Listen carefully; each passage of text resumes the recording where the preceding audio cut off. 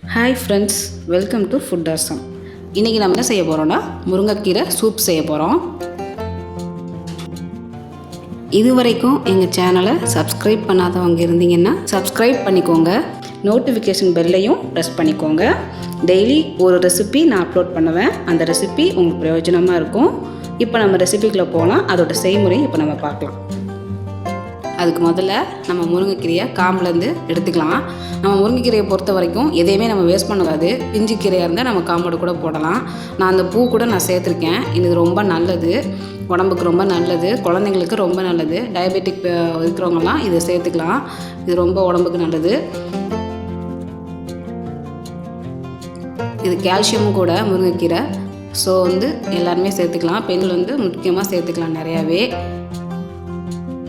இது ஹீமோக்ளோபினும் கூட இன்க்ரீஸ் பண்ணோம். ஸோ நீங்கள் நிறையா சேர்த்துக்கலாம். அது எல்லாத்தையும் ஆஞ்சி எடுத்து நான் 4-5 தடவை வாஷ் பண்ணி வச்சுருக்கேன். இப்போது சூப் செஞ்சிடலாம். கடாயில் 1 டேபிள் ஸ்பூன் எண்ணெய் ஊற்றிக்கலாம். எண்ணெய் ஊற்றிட்டு கடுகு போடலாம். 1 டீஸ்பூன் கடுகு நான் சேர்த்துருக்கேன். 1/2 டீஸ்பூன் ஜீரகம் சேர்த்துருக்கேன். ரெண்டையும் நம்ம சிம்லேயே நல்லா பொரிய விடுவோம். அதுக்கப்புறம் வரமிளகா 2 நான் பிச்சு போட்டிருக்கேன். ஏன்னா அப்படியே போட்டால் உரப்பு சாராது. 2 சேர்த்துக்கலாம். சின்ன வெங்காயம் ஒரு 10 சேர்த்துக்கலாம். ரொம்ப சேர்க்க வேண்டாம். ஒரு 8லேருந்து ஒரு 10 சேர்த்துக்கலாம். அதுக்கப்புறமா பூண்டும் இஞ்சியும் நான் நச்சு சேர்த்து வச்சுருக்கேன். அது ரெண்டுமே ஒவ்வொரு டீஸ்பூன் தான். நச்சு நம்ம சேர்த்துக்கிட்டோன்னா சூப்பு நல்லா டேஸ்ட்டாக இருக்கும். நம்ம அப்படியே போடக்கூடாது, பேஸ்ட்டாகவும் போடக்கூடாது, நச்சு தான் போடணும். அதை 1 நிமிஷம் நல்லா வதக்கி விடலாம். இப்போது தக்காளி ஒன்று சின்ன சைஸ் ஒன்று நான் நறுக்கி போட்டிருக்கேன்.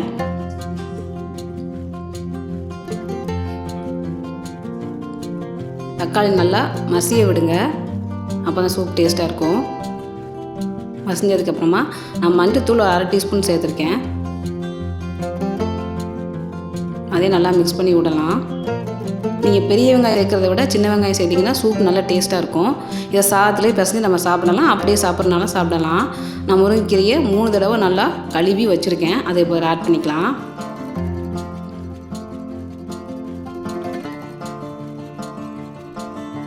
நல்லா மிக்ஸ் பண்ணி விடுங்க. இந்த கீரை சீக்கிரமே வெந்துடும்.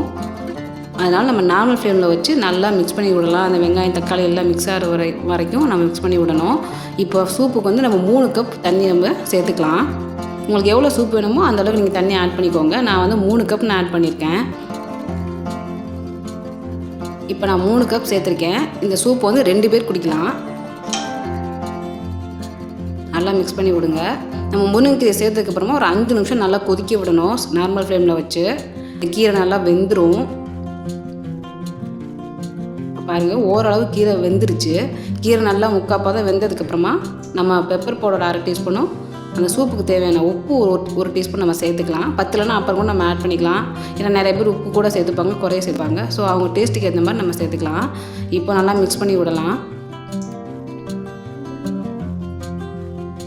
ஒரு 2 நிமிஷம் பெப்பரும் உப்பு சேர்த்துக்கப்புறம் நம்ம கொதிக்க விடுவோம். இப்போ பாருங்கள், நல்லா கொதிச்சிருச்சு. இப்போ நமக்கு ஒரு சூப்பரான முருங்கைக்கீரை சூப் ரெடி ஆயிடுச்சு. இதை நீங்கள் உங்கள் வீட்டில் ட்ரை பண்ணி பாருங்கள். ட்ரை பண்ணி பார்த்துட்டு எனக்கு கமெண்ட் பண்ணுங்கள். இது வரைக்கும் எங்கள் சேனலை சப்ஸ்கிரைப் பண்ணாதவங்க இருந்தீங்கன்னா சப்ஸ்கிரைப் பண்ணிக்கோங்க. இந்த வீடியோ உங்களுக்கு பிடிச்சிருந்ததுன்னா உங்கள் ஃப்ரெண்ட்ஸுக்கும் ஷேர் பண்ணி விடுங்க. லைக் பண்ணுங்கள். நன்றி.